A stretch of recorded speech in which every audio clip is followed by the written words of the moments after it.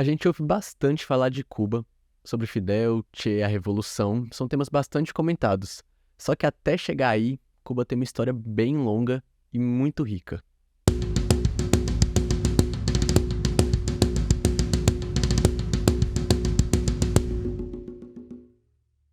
Tendo sido também parte do Império Colonial Espanhol, a ilha de Cuba sofreu todos os horrores que a América Latina sofreu ao longo do último milênio. Após os movimentos de independência serem reprimidos na Guerra dos 10 Anos, a emancipação finalmente é alcançada, em 1898, na tão sonhada Revolução idealizada por José Martí. Porém, nesse mesmo momento, o crescente imperialismo estadunidense chega à ilha e transforma a recém-república de Cuba em um protetorado, e a tão sonhada emancipação vai ser mais uma vez colocada em rédeas. Apesar das constantes interferências de Washington na autonomia da ilha, foi nesse período que a identidade nacional e a cultura de Cuba floresceu e se consolidou. Sobre essas duas revoluções, o teórico cubano Fernando Martínez Heredia comenta o seguinte: essas duas revoluções criaram o povo cubano como uma comunidade auto-identificada como tal e irredutível a qualquer outra no planeta. Fizeram da política a forma mais característica da consciência social do povo da ilha e exigiram a criação de um Estado-nação republicano, com instituições e práticas democráticas. Devido a estas revoluções, o nacionalismo em Cuba tem tido um conteúdo popular e ideias radicais que têm impedido os dominantes de o utilizarem livremente como instrumento de hegemonia. Assim como os demais países da América Latina, a arte cubana até o final do século XIX se mantinha caminhando de mãos dadas com o academicismo formal muito herdado da colonização europeia. O maior centro artístico desse período era a Academia San Alejandro, que, fundada em 1818 em Havana, era o maior símbolo desse conservadorismo academicista. Porém, a partir da década de 1920, isso tudo começa a mudar. Em 1922, chega à ilha Martín Casanovas, que era um crítico de arte e jornalista espanhol. Ele vai ser muito influente para toda essa mudança na arte que o país vivenciaria. Ele era parte do grupo minorista, um grupo de intelectuais que estava virando Cuba de cabeça para baixo nesse momento e seriam influentes até a Revolução. Nesse grupo participavam cientistas sociais, músicos, artistas, escritores e teóricos no geral. Eles retomavam o legado de José Martí e sua luta anti-imperialista, e apesar de formado majoritariamente por pequenos burgueses, eles levantavam a pauta da luta dos trabalhadores e dos camponeses, além de defender os valores nacionais e a cultura cubana. Como eu mencionei, eles vão ser bastante influentes em todo esse período de Cuba até a Revolução de Fidel, lá em 1959. Então, para não ficar muito repetitivo, todas as vezes que eu falar de alguém que era parte desse grupo, eu vou botar um sinalzinho do lado do nome da pessoa, para vocês saberem que, enfim, era parte do grupo minorista. No ano de 1924, um grupo de alunos da Academia San Alejandro vai se rebelar contra o conservadorismo da escola que eles acreditavam que fosse bem atrasado. Esses alunos são Vitor Manuel, Eduardo Abela, Pogolotti, Antônio Gatorno, Carlos Henriques, Amélia Peláez, Wilfredo Lan e Domingo Ravenet, que vão para a Europa estudar os famosos ismos da arte europeia, que a gente por aqui também chama de vanguardas artísticas do século XX. A mudança da mentalidade artística nas artes visuais cubanas começa, mesmo que devagar, bem aí. Da mesma maneira que aconteceu no Brasil, cada artista teve influência de uma vanguarda diferente, fazendo com que chegando em Cuba tudo fosse arte moderna. E não que não sejam, mas é que essa separação entre as vanguardas só faz sentido lá no Velho Continente. De volta a Havana no ano seguinte, acontece o Salão Anual da Associação de Pintores e Escultores, de 1925. Em que grande parte desses artistas vai expor o seu trabalho influenciado pelas vanguardas europeias que eu mencionei. E aí o pessoal começa a entender como experimentar pode ser interessante. Enquanto isso mesmo estava acontecendo na literatura, em que escritores como Regino Botti e José Manuel Poveda estavam sendo uma ponta de lança nessa década de 20 com mudanças temáticas e estéticas na literatura.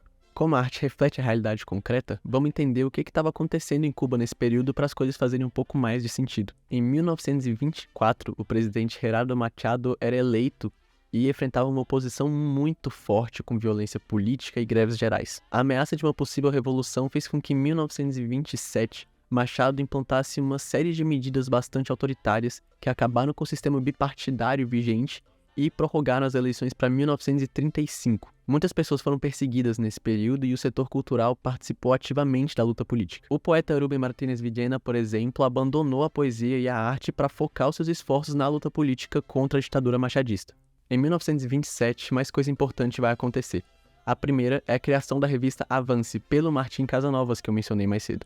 Era uma revista de arte que, além de artistas cubanos, contou também com a participação de grandes nomes internacionais, como Pablo Picasso e Salvador Dalí. A revista promovia as vanguardas europeias e uma ruptura com os cânones da Academia San Alejandro, ao mesmo tempo que tentava também reforçar e reafirmar os valores nacionais, que foi a coisa que mais captou os artistas cubanos daquele período.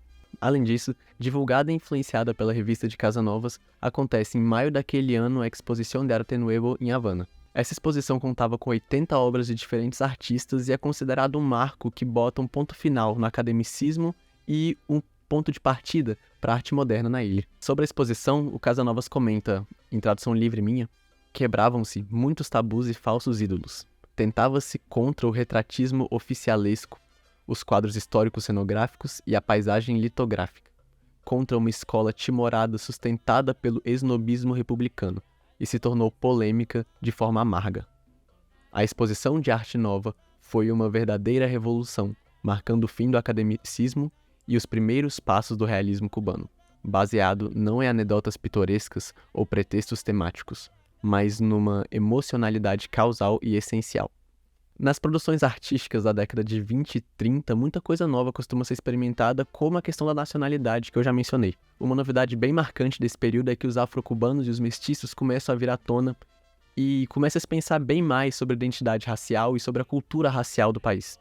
E há todo um movimento pelo reconhecimento dessas culturas presentes ali. Muitos países da América Latina passaram por esse movimento e Cuba não ficou de fora disso. Além dos muitos trabalhos, tanto literários quanto plásticos, que vão por esse caminho, Fernando Ortiz realizava um grande estudo etnológico sobre a cultura afro-cubana e todas as formas de arte negra que eram presentes ali, seja na literatura, na dança ou nas artes plásticas. A vida e o folclore campesinos também vão passar a ser tema. As obras com temática social vão ser bastante presentes, muito motivada pela insatisfação política também. Muito próximo do que acontecia no modernismo brasileiro, a gente vai ter várias obras que fazem uma denúncia da situação vivida no campo. E mesmo Cuba sendo bem pequena, a elite intelectual era bem concentrada em Havana, então isso teve um papel muito importante na conscientização da população urbana.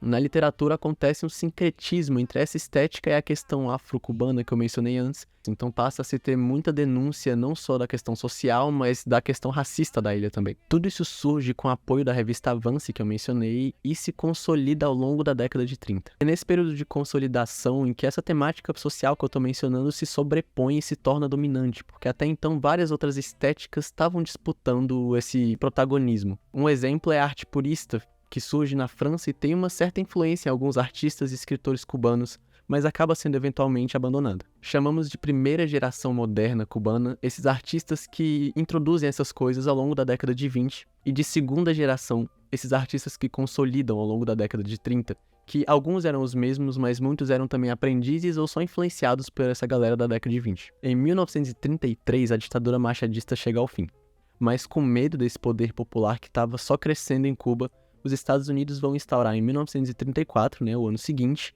um governo fantoche. Muito mais repressor e criminoso, a ditadura de Fulgêncio Batista vai assombrar a ilha até o final da década de 50.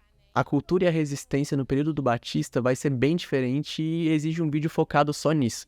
Então a gente vai ter uma parte 2. As fontes para esse vídeo vão estar na descrição, mas eu já adianto que são todas em espanhol porque a literatura sobre esse tema em português é muito escassa. Eu sou o Koba e eu espero que vocês tenham gostado.